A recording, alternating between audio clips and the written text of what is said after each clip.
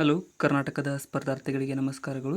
ಈ ವಿಡಿಯೋದಲ್ಲಿ ನಾವು ಕರ್ನಾಟಕ PDO ಮತ್ತು ವಿಲೇಜ್ ಅಕೌಂಟೆಂಟ್ಗೆ ಸಂಬಂಧಪಟ್ಟಂತಹ ಸಾಮಾನ್ಯ ಕನ್ನಡದ ಪ್ರಶ್ನೆಗಳನ್ನು ಕೆಲವೊಂದಿಷ್ಟು ಡಿಸ್ಕಸ್ ಮಾಡೋಣ. ಇವು ಪೇಪರ್ 2ದಲ್ಲಿ ಬರ್ತಕ್ಕಂಥ ಸಾಮಾನ್ಯ ಕನ್ನಡದ ಪ್ರಶ್ನೆಗಳಾಗಿದ್ದಾವೆ.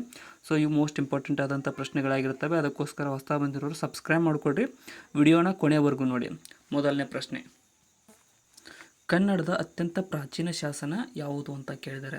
ಸೊ ನಮಗೆ ಕನ್ನಡದಲ್ಲಿ ದೊರೆತಂತಹ ಅತ್ಯಂತ ಪ್ರಾಚೀನ ಶಾಸನ ಯಾವುದಪ್ಪ ಅಂತಂದರೆ ಇಲ್ಲಿ ಸರಿಯಾದಂತಹ ಉತ್ತರವಾಗೋದು ಆಪ್ಷನ್ ಸಿ ನೋಡಿ, ಹಲ್ಮಿಡಿ ಶಾಸನವು ಕನ್ನಡದ ಅತ್ಯಂತ ಪ್ರಾಚೀನ ಶಾಸನವಾಗಿದೆ. ನೆಕ್ಸ್ಟ್, ಇನ್ನು ಸುರ ಚಾಪಂಬೋಲೆ ವಿದ್ಯುಲ್ಲತೆಗಳ ತೆರವೋಲ್ ಎಂಬ ವೃತ್ತ ಯಾವ ಶಾಸನದಲ್ಲಿದೆ? ಸೊ ಈ ರೀತಿಯಾದ ವೃತ್ತ ಯಾವ ಶಾಸನದಲ್ಲಿ ಕಂಡುಬರುತ್ತದೆ? ಇಲ್ಲಿ ಆಪ್ಷನ್ ಬಿ ನೋಡಿದ್ದು ಶ್ರವಣಬೆಳಗೊಳದ ಶಾಸನದಲ್ಲಿ ಈ ರೀತಿಯಾದ ವೃತ್ತವು ಕಂಡುಬರುತ್ತದೆ, ಶ್ರವಣಬೆಳಗೊಳದ ಶಾಸನ. ನೆಕ್ಸ್ಟ್, ಇನ್ನು ಉತ್ತರ ಪುರಾಣದ ಕರ್ತೃ ಯಾರು? ಉತ್ತರ ಪುರಾಣದ ಕರ್ತೃ ಯಾರು? ಸರಿಯಾದಂತಹ ಉತ್ತರ ಆಪ್ಷನ್ ಡಿ ನೋಡಿ, ಗುಣಭದ್ರಾಚಾರ್ಯರು ಈ ಒಂದು ಉತ್ತರ ಪುರಾಣದ ಕರ್ತೃವಾಗಿದ್ದಾರೆ, ಗುಣಭದ್ರಾಚಾರ್ಯರು. ನೆಕ್ಸ್ಟ್, ಇದು ಒಂದು ದೇಶಿ ಚಂದು ಪ್ರಕಾರವಾಗಿದೆ. ಕೆಳಗಿನವುಗಳಲ್ಲಿ ಯಾವುದು ಒಂದು ದೇಶಿ ಚಂದು ಪ್ರಕಾರ? ಸೊ ಇಲ್ಲಿ ಸರಿಯಾದಂತಹ ಉತ್ತರ ಯಾವುದಪ್ಪ ಅಂತ ಅಂದರೆ ಆಪ್ಷನ್ ಬಿ ನೋಡಿ, ಇದೊಂದು ತ್ರಿಪದಿ, ಒಂದು ದೇಶಿ ಚಂದು ಪ್ರಕಾರ ತ್ರಿಪದಿಯಾಗಿರುತ್ತದೆ. ನೆಕ್ಸ್ಟ್ ಇಲ್ಲಿ ನೋಡೋದಾದರೆ ಎ ಮತ್ತು ಬಿ ಪಟ್ಟಿಯನ್ನು ಹೋಲಿಸಿ ಕೆಳಗೆ ನೀಡಿರುವ ಉತ್ತರಗಳ ಗುಂಪಿನಲ್ಲಿ ಸರಿ ಹೊಂದುವುದನ್ನು ಗುರುತಿಸಿರಿ ಅಂತ ಕೇಳಿದ್ದಾರೆ. ಸೊ ಇಲ್ಲಿ ನೋಡಿ, ಮೊದಲನೇದಾಗಿ ವಾಲ್ಮೀಕಿ ಅಂತ ಅಂದರೆ ಇವರು ರಾಮಾಯಣವನ್ನು ಬರೆದವರಾಗಿದ್ದಾರೆ. ಭಟ್ಟ ನಾರಾಯಣರವರು ಏನಪ್ಪ ಅಂತಂದರೆ ಇವರು ವೇಣಿ ಸಂಹಾರ ಬರೆದಿದ್ದಾರೆ. ಕಾಳಿದಾಸರವರು ಋತು ಸಂಹಾರ ಬರೆದಿದ್ದಾರೆ. ಇನ್ನು ಜಿನಸೇನಾಚಾರ್ಯರವರು ಏನಪ್ಪ ಅಂತಂದರೆ ಅವರು ಪೂರ್ವ ಪುರಾಣವನ್ನು ಬರೆದಿದ್ದಾರೆ. ಆಪ್ಷನ್ ಸಿ ಇಲ್ಲಿ ಸರಿಯಾದ ಹೊಂದಾಣಿಕೆಯಾಗಿದೆ. ನೆಕ್ಸ್ಟ್, ಜಿನವಲ್ಲಭನ ಶಾಸನದಲ್ಲಿ ಯಾವ ಕವಿಯ ಜೀವನ ವಿವರಗಳಿವೆ? ಜಿನವಲ್ಲಭನ ಶಾಸನದಲ್ಲಿ ಯಾವ ಕವಿಯ ಜೀವನ ವಿವರಗಳಿವೆ ಅಂತ ಕೇಳಿದರೆ ಸೊ ಇಲ್ಲಿ ಸರಿಯಾದಂಥ ಉತ್ತರ ಆಪ್ಷನ್ ಡಿ ನೋಡಿ, ಪಂಪನ ಒಂದು ವಿವರಗಳು ಕಂಡುಬರುತ್ತವೆ. ಜಿನವಲ್ಲಭ ಶಾಸನದಲ್ಲಿ ಪಂಪನ ವಿವರಗಳು ಕಂಡುಬರುತ್ತವೆ. ಷಟ್ ಸ್ಥಳ ಸಿದ್ಧಾಂತ ಯಾವ ಧರ್ಮದ ಸಾಧನ ಮಾರ್ಗವಾಗಿದೆ? ಷಟ್ ಸ್ಥಳ ಅನ್ನುವಂಥ ಸಿದ್ಧಾಂತ ಸರಿಯಾದಂಥ ಉತ್ತರ ಆಪ್ಷನ್ ಸಿ ನೋಡಿ, ಒಂದು ವೀರಶೈವ ಸಿದ್ಧಾಂತದ ಒಂದು ಧರ್ಮ ಸಾಧನ ಮಾರ್ಗವಾಗಿದೆ. ಪ್ರಾಚೀನ ಕನ್ನಡ ಸಾಹಿತ್ಯದಲ್ಲಿ ಲೌಕಿಕ ಮತ್ತು ಆಗಮಿಕ ಕಾವ್ಯ ಪರಂಪರೆ ಯಾರಿಂದ ಆರಂಭವಾಯಿತು? ಸರಿಯಾದಂಥ ಉತ್ತರ ಆಪ್ಷನ್ ಸಿ ನೋಡಿ, ಪಂಪನಿಂದ ಈ ಒಂದು ಪ್ರಾಚೀನ ಕನ್ನಡ ಸಾಹಿತ್ಯದಲ್ಲಿ ಲೌಕಿಕ ಮತ್ತು ಆಗಮಿಕ ಕಾವ್ಯ ಪರಂಪರೆಯು ಆರಂಭವಾಯಿತು. ನೆಕ್ಸ್ಟ್, ಇನ್ನು ಎ ಮತ್ತು ಬಿ ಪಟ್ಟಿಯನ್ನು ಹೋಲಿಸಿ ಕೆಳಗೆ ನೀಡಿರುವ ಉತ್ತರಗಳ ಗುಂಪಿನಲ್ಲಿ ಸರಿ ಹೊಂದುವುದನ್ನು ಗುರುತಿಸಿರಿ. ಇಲ್ಲಿ ನೋಡಿ, ಪಟ್ಟಿ ಎ ಮತ್ತು ಪಟ್ಟಿ ಬಿ ಕೊಟ್ಟಿದ್ದಾರೆ. ಸೆಪೋಕ್ಲಿಸ್ ಅನ್ನುವಂಥದ್ದು ಏನಪ್ಪ ಅಂತಂದರೆ ಎಜಾಕ್ಸ್. ಶೇಕ್ಸ್ಪಿಯರ್ ಅವರು ಏನು ಬರೆದಿದ್ದಾರೆ ಅಂತ ಅಂದರೆ ಇವರು ಬರೆದಿದ್ದು ಒಥೆಲೋ ಅನ್ನುವಂಥದ್ದನ್ನು. ಲಿಯೋ ಟಾಲ್ಸ್ಟಾಯರ್ ಅವರು ಬರೆದಿದ್ದು ಏನಪ್ಪ ಅಂತಂದರೆ ವಾರ್ ಆ್ಯಂಡ್ ಪೀಸ್ ಅನ್ನುವಂಥ ಕೃತಿ. ಇನ್ನು ಆಲ್ಬರ್ಟ್ ಕಮೂರ್ ಅವರು ಬರೆದಿದ್ದು ಏನಪ್ಪ ಅಂತಂದರೆ ಕ್ಯಾಲಿಗುಲಾ ಅನ್ನುವಂಥ ಕೃತಿ. ಆಪ್ಷನ್ ಬಿ ಇಲ್ಲಿ ಸರಿಯಾಗಿದೆ. ಈ ಕೆಳಗಿನವುಗಳಲ್ಲಿ ಯಾವುದು ಪೊನ್ನನ ಗ್ರಂಥವಲ್ಲ? ಇಲ್ಲಿ ಸರಿಯಾದಂತಹ ಉತ್ತರವಾಗುವುದು ಆಪ್ಷನ್ ಬಿ ನೋಡಿ, ಕಾವ್ಯಾವಲೋಕನ ಅನ್ನುವಂಥದ್ದು ಪೊನ್ನನ ಗ್ರಂಥವಾಗಿರುವುದಿಲ್ಲ. ಇಲ್ಲಿ ಕಾವ್ಯಾವಲೋಕನ ಪೊನ್ನನ ಗ್ರಂಥವಲ್ಲ. ತಮ್ಮಟಕಲ್ಲು ಶಾಸನದ ಸ್ವರೂಪ ಯಾವುದು? ತಮ್ಮಟಕಲ್ಲು ಶಾಸನದ ಸ್ವರೂಪ ಇಲ್ಲಿ ಸರಿಯಾದಂತಹ ಉತ್ತರವಾಗುವುದು ಆಪ್ಷನ್ ಡಿ ನೋಡಿ, ವೀರಗಲ್ಲು ಈ ಒಂದು ತಮ್ಮಟಕಲ್ಲು ಶಾಸನದ ಸ್ವರೂಪವಾಗಿರುತ್ತದೆ. ಆಪ್ಷನ್ ಡಿ ಇಲ್ಲಿ ಸರಿಯಾದಂತಹ ಉತ್ತರ. ನೆಕ್ಸ್ಟ್, ಕನ್ನಡ ಸಾಹಿತ್ಯದ ರತ್ನತ್ರಯರು ಯಾರು? ಕನ್ನಡ ಸಾಹಿತ್ಯದ ರತ್ನತ್ರಯರು ಇಲ್ಲಿ ಈಸಿಯಾಗಿ ಕಂಡುಹಿಡಿತೀರಿ. ಯಾಕಪ್ಪ ಅಂತಂದರೆ ಆಪ್ಷನ್ ಸಿ ನೋಡಿ, ಪಂಪ, ಪೊನ್ನ, ರನ್ನರು ಈ ಒಂದು ಕನ್ನಡ ಸಾಹಿತ್ಯದ ರತ್ನತ್ರಯರಂತ ಕರೆಯಲಾಗುತ್ತದೆ. ನೆಕ್ಸ್ಟ್, ಪಂಚಾನುವೃತ ಪ್ರತಿಪಾದನೆ ಯಾವ ಧರ್ಮದಲ್ಲಿದೆ? ಪಂಚಾನುವೃತ ಅನ್ನುವಂಥ ಪ್ರತಿಪಾದನೆ ಯಾವ ಧರ್ಮದಲ್ಲಿ ಕಂಡುಬರುತ್ತದೆ? ಆಪ್ಷನ್ ಬಿ ನೋಡಿ, ಜೈನ ಧರ್ಮದಲ್ಲಿ ಈ ಒಂದು ಪಂಚಾನುವೃತ ಅನ್ನುವಂತಹ ಪ್ರತಿಪಾದನೆಯು ಕಂಡುಬರುತ್ತದೆ, ಜೈನ ಧರ್ಮದಲ್ಲಿ. ನೆಕ್ಸ್ಟ್, ಮಾಣಿಷಾದ ಎಂದ ಉದ್ಗರಿಸಿದ ಕವಿ ಯಾರು? ಮಾಣಿಷಾದ ಎಂದು ಉದ್ಗರಿಸಿದ ಕವಿ ಇಲ್ಲಿ ಸರಿಯಾದಂತಹ ಉತ್ತರವಾಗುವುದು ಆಪ್ಷನ್ ಸಿ ನೋಡಿ, ವಾಲ್ಮೀಕಿ ಕವಿಯು ಮಾಣಿಷಾದ ಎಂದು ಉದ್ಘರಿಸಿದ ಕವಿಯಾಗಿದ್ದಾರೆ ವಾಲ್ಮೀಕಿ. ನೆಕ್ಸ್ಟ್, ಮಂದಾನಿಲ ಎಂಬುದು ಯಾವ ಸಾಹಿತ್ಯ ರೂಪದ ಪ್ರಭೇದವಾಗಿದೆ? ಮಂದಾನಿಲ ಅನ್ನುವಂಥದ್ದು ಯಾವ ಸಾಹಿತ್ಯ ರೂಪದ ಪ್ರಭೇದ? ಇಲ್ಲಿ ಆಪ್ಷನ್ ಬಿ ನೋಡಿ, ರಗಳೆ. ಇದೊಂದು ರಗಳೆಯಾಗಿದೆ. ನೆಕ್ಸ್ಟ್, ಇಲ್ಲಿ ಎ ಮತ್ತು ಬಿ ಪಟ್ಟಿಯನ್ನು ಹೋಲಿಸಿ ಕೆಳಗೆ ನೀಡಿರುವ ಉತ್ತರಗಳ ಗುಂಪಿನಲ್ಲಿ ಸರಿ ಹೊಂದುವುದನ್ನು ಗುರುತಿಸಿರಿ ಅಂತ ಕೇಳಿದರೆ, ಸೊ ಪಟ್ಟಿ ಎ ಮತ್ತು ಪಟ್ಟಿ ಬಿ. ಇಲ್ಲಿ ನೋಡಿ, ಶ್ರೀ ಹರಿಚರಿತೆ. ಸೊ ಶ್ರೀ ಹರಿಚರಿತೆಯನ್ನು ಬರೆದವರು ಯಾರಪ್ಪ ಅಂತಂದರೆ, ಇದೊಂದು ನಾಟಕ. ಶ್ರೀ ಹರಿಚರಿತೆ ಒಂದು ಇದೊಂದು ಮಹಾಕಾವ್ಯವಾಗಿದೆ. ಜೋ ಕುಮಾರಸ್ವಾಮಿ ಅನ್ನುವಂಥದ್ದು ಇದೊಂದು ನಾಟಕವಾಗಿದೆ. ಹೆಜ್ಜಾಲ ಅನ್ನುವಂಥದ್ದೊಂದು ಕಾದಂಬರಿ. ಧ್ವನಿಯರ ಸತ್ಯನಾರಾಯಣ ಅನ್ನುವಂಥದ್ದು ಇದೊಂದು ಸಣ್ಣ ಕತೆ. ಆಪ್ಷನ್ ಡಿ ಇಲ್ಲಿ ಸರಿಯಾಗಿದೆ. ನೆಕ್ಸ್ಟ್, ಒಂದು ಮಹಾಟವಿಯೊಳ್ ಕುಂಬಳಕನೆಂಬ ಬೇಡನೊಂದು ಪುಲಿ ತನ್ನನ್ನಟ್ಟಿವರೆ ಪ್ರಾಣ ಭಯಂ ದೆಸೆಗಾಣದೆ ಪುರಾಣ ಕೂಪದೊಳ್ ಬಿರ್ದಂ. ಈ ಕಥನ ಮಾದರಿ ಯಾವ ಗ್ರಂಥದಲ್ಲಿದೆ ಅಂತ ಕೇಳಿದರೆ, ಸೊ ಇದೊಂದು ಪಂಚತಂತ್ರದಲ್ಲಿ ಕಂಡುಬರುತ್ತದೆ. ಪಂಚತಂತ್ರದಲ್ಲಿ ಈ ಒಂದು ಕಥಾ ಮಾದರಿ ಕಂಡುಬರುತ್ತೆ. ನೆಕ್ಸ್ಟ್, ಅಭಿನವ ಪಂಪ ಎಂದು ಯಾರ ಬಿರುದು?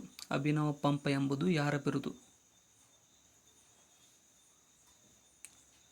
ಇಲ್ಲಿ ಸರಿಯಾದ ಉತ್ತರ ಆಪ್ಷನ್ ಸಿ, ನಾಗಚಂದ್ರನಿಗೆ ಅಭಿನವ ಪಂಪ ಎಂಬ ಬಿರುದನ್ನು ನೀಡಲಾಗಿದೆ. ನೆಕ್ಸ್ಟ್, ಮಹಾಶ್ವೇತೆಯ ಕಥೆಯುಳ್ಳ ಕಾವ್ಯ ಯಾವುದು? ಮಹಾಶ್ವೇತೆಯ ಕಥೆಯುಳ್ಳಂತಹ ಕಾವ್ಯ.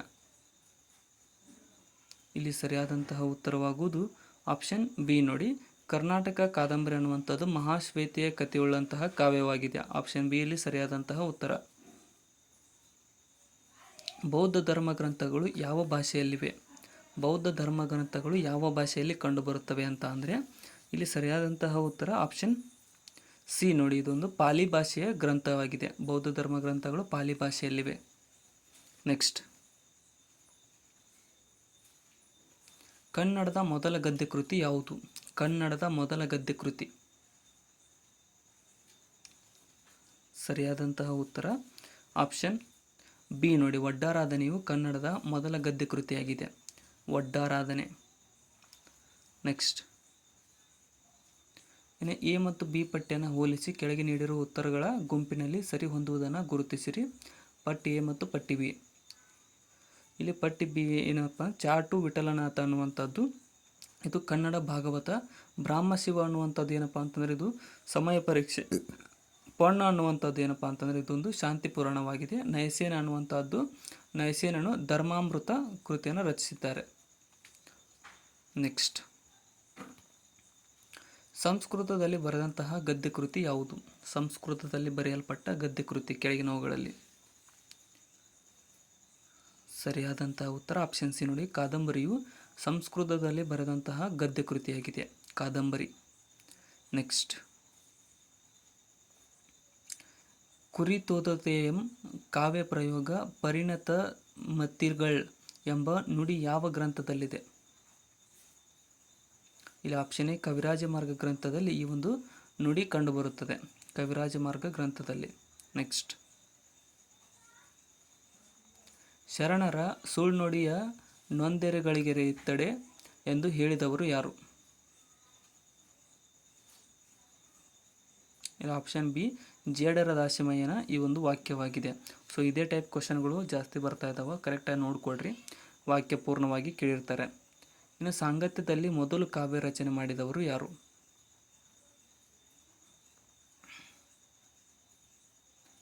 ಸಾಂಗತ್ಯದಲ್ಲಿ ಸರಿಯಾದಂಥ ಉತ್ತರ ಆಪ್ಷನ್ ಡಿ ನೋಡಿ, ದೇಪರಾಜನು ಈ ಒಂದು ಮೊದಲ ಕಾವ್ಯ ರಚನೆ ಮಾಡಿದನು. ದೇಪರಾಜ. ನೆಕ್ಸ್ಟ್, ಪಟ್ಟಿ ಎ ಮತ್ತು ಪಟ್ಟಿ ಬಿ ಅನ್ನು ಹೋಲಿಸಿ ಕೆಳಗೆ ನೀಡಿರುವ ಉತ್ತರಗಳ ಗುಂಪಿನಲ್ಲಿ ಸರಿ ಹೊಂದುವುದನ್ನು ಗುರುತಿಸಿರಿ. ಸೊ ಪಟ್ಟಿ ಎ, ಸಂಚಿ ಹೊನ್ನಮ್ಮ. ಸಂಚಿ ಹೊನ್ನಮ್ಮ ಅನ್ನುವಂಥದ್ದು ಇಲ್ಲಿ ಸರಿಯಾದ ಉತ್ತರ ಆಪ್ಷನ್ ಬಿ ನೋಡಿ. ಏನಪ್ಪ ಅಂತಂದರೆ ಪೆಣ್ಣು ಪೆಣ್ಣೆಂದೇಕೆ ಬೀಳುಗಳೆಬರು ಅನ್ನುವುದು ಸಂಚಿ ಹೊನ್ನಮ್ಮರ ಕೃತಿ.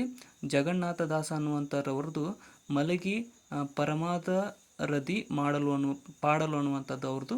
ಬಸವಣ್ಣನವರಿಗೆ ಸಂಬಂಧಪಟ್ಟಿದ್ದು ಸ್ಥಾವರ ಕಳಿ ಉಂಟು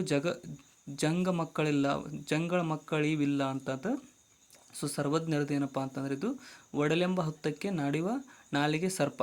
ಸೊ ಇಲ್ಲೇನಪ್ಪ ಅಂದ್ರೆ ನಾನು ಏನಾದರೂ ತಪ್ಪಾಗಿ ಹೇಳಿದರೆ ಅಡ್ಜಸ್ಟ್ ಮಾಡಿಕೊಡ್ರಿ, ಯಾಕಪ್ಪ ಅಂತಂದ್ರೆ ನನ್ನ ಕನ್ನಡ ಸ್ವಲ್ಪ ಪ್ರೊನೌನ್ಸಿಯೇಷನ್ ತಪ್ಪಾಗುತ್ತೆ. ಪರಾಶರ ಮುನಿಯ ಮಗ ಯಾರು? ಇಲ್ಲಿ ಆಪ್ಷನ್ ಸಿ ನೋಡಿ, ವ್ಯಾಸನು ಪರಾಶರ ಮುನಿಯ ಮಗರಾಗಿದ್ದಾರೆ. ಸೊ ಇಲ್ಲಿ ಮೇನ್ ಕ್ವಶನ್ಸ್ ಇಂಪಾರ್ಟೆಂಟ್ ನಿಮಗೆ ತಿಳಿಯೋದು, ಅದಕ್ಕೋಸ್ಕರ ಕಮೆಂಟ್ ಬೇಡ ಯಾರು ಮಾಡೋಕ್ಕೆ ಹೋಗ್ಬೇಡ್ರಿ. ಇನ್ನು ಬಾದಾಮಿ ಶಾಸನದ ಕಾಲ ಯಾವುದು? ಇಲ್ಲಿ ಸರಿಯಾದಂತಹ ಉತ್ತರ ಆಪ್ಷನ್ ಬಿ ನೋಡಿ, 7ನೇ ಶತಮಾನವು ಬಾದಾಮಿ ಶಾಸನದ ಕಾಲವಾಗಿತ್ತು. ನೆಕ್ಸ್ಟ್, ಇದು ಕನ್ನಡ ಸಾಹಿತ್ಯದ ಅತಿ ಪ್ರಾಚೀನ ರೂಪವಾಗಿದೆ. ಕನ್ನಡ ಸಾಹಿತ್ಯದ ಅತ್ಯಂತ ಪ್ರಾಚೀನ ರೂಪ ಯಾವುದು? ಸರಿಯಾದ ಉತ್ತರ ಆಪ್ಷನ್ ಬಿ ನೋಡಿ, ಬೆದಂಡೆ ಅನ್ನುವಂಥದ್ದು ಕನ್ನಡ ಸಾಹಿತ್ಯದ ಅತ್ಯಂತ ಪ್ರಾಚೀನ ರೂಪವಾಗಿದೆ, ಬೆದಂಡೆ. ನೆಕ್ಸ್ಟ್, ಇನ್ನು ಅಜಗಣ್ಣ ತಂದೆ ಎಂಬ ಅಂಕಿತದಲ್ಲಿ ವಚನಗಳನ್ನು ರಚಿಸಿದವರು ಯಾರು? ಅಜಗಣ್ಣ ತಂದೆ ಅನ್ನುವಂತಹ ಅಂಕಿತದಲ್ಲಿ ಸರಿಯಾದ ಉತ್ತರ ಆಪ್ಷನ್ ಸಿ ನೋಡಿ, ಮುಕ್ತಾಯಕ್ಕರು ಈ ಒಂದು ಅಜಗಣ್ಣ ತಂದೆ ಎಂಬ ಅಂಕಿತದಲ್ಲಿ ವಚನಗಳನ್ನು ರಚಿಸಿದವರಾಗಿದ್ದಾರೆ. ನೆಕ್ಸ್ಟ್, ಅಮುಕ್ತ ಮೌಲ್ಯದ ಎಂಬ ಕೃತಿಯ ಕರ್ತೃ ಯಾರು? ಇದು ಎಲ್ಲರಿಗೂ ಗೊತ್ತಿದೆ ಅನ್ಕೊತೀನಿ. ತೆಲುಗಿನಲ್ಲಿ ಬರೆದಂತಹ ಒಂದು ಕೃತಿ. ಸರಿಯಾದಂತಹ ಉತ್ತರ ಆಪ್ಷನ್ ಡಿ ನೋಡಿ, ಕೃಷ್ಣದೇವರಾಯರು ಈ ಒಂದು ಅಮುಕ್ತ ಮೌಲ್ಯದ ಎಂಬ ಕೃತಿಯ ಕರ್ತೃವಾಗಿದ್ದಾರೆ. ನೆಕ್ಸ್ಟ್,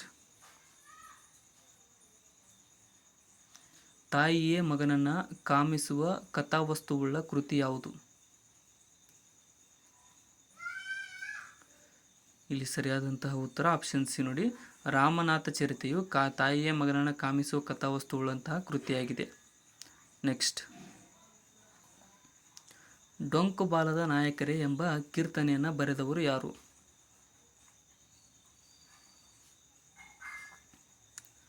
ಸರಿಯಾದ ಉತ್ತರ ಆಪ್ಷನ್ ಬಿ ನೋಡಿ, ಪುರಂದರದಾಸರು ಈ ಒಂದು ಡೊಂಕು ಬಾಲದ ನಾಯಕರೇ ಎಂಬ ಕೀರ್ತನೆಯನ್ನು ಬರೆದವರಾಗಿದ್ದಾರೆ. ನೆಕ್ಸ್ಟ್, ಕನ್ನಡ ಸಾಹಿತ್ಯ ಮಾರ್ಗ ಶೈಲಿಯಿಂದ ದೇಸಿ ಶೈಲಿಯ ಕಡೆಗೆ ಬದಲಾದ ಕಾಲ ಯಾವುದು?